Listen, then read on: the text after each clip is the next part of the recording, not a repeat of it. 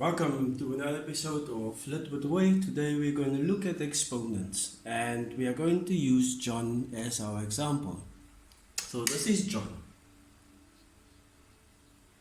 And John has been thinking about his favorite song for quite some time. So we are going to look at how can we use this to write exponents. So John is going to be the basis of our story, and the song that he's thinking about is in his head, so it's in the air, and that we're going to call the exponent. Now, we can write out how many times John has thought about this song. So let's say, for example, John has been thinking about this song for about 3 times.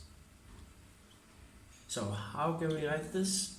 We can say this is the first time, the second time, and the third time that John's been thinking about our song, or his song, not our song.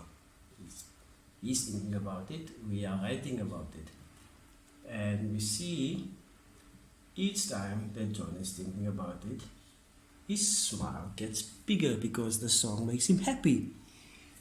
So then we say, this is the first time that he's thinking about it. So let's put this on the song there. And then that's the second time, and this is the third time. Now, how do we do this in terms of writing in X and Y? So let's imagine John is now no longer John, but we are going to replace John with the value or the symbol X. And the exponent, we're just going to take the cloud away, and we're going to write that John has been thinking 3 times about the story. So how do we write this out? The same way we have drawn our picture. So we're going to say that's the first time that John is thinking about the story. That's the second time. And this is the third time. So we put the dots in between. So when you see that, it also means that we are multiplying. So the dots we can put in multiply, but it's going to confuse us between X and multiply, so we put in the dots. So that means we are multiplying. But we can also work in reverse. So we don't have to work only from this point into that category, but we can also work back. So we are going to count the amount of times that John has been thinking about the song throughout the day.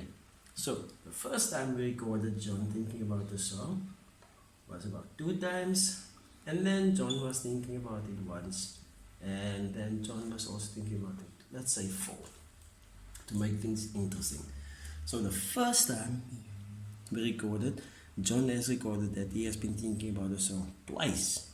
The second time, he has only thought about the song once, and the third time, he has thought about the song 4 times. So in total,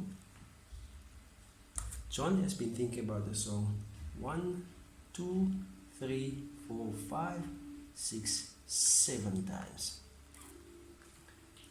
And that is how you write exponents from expanded form into scientific notation.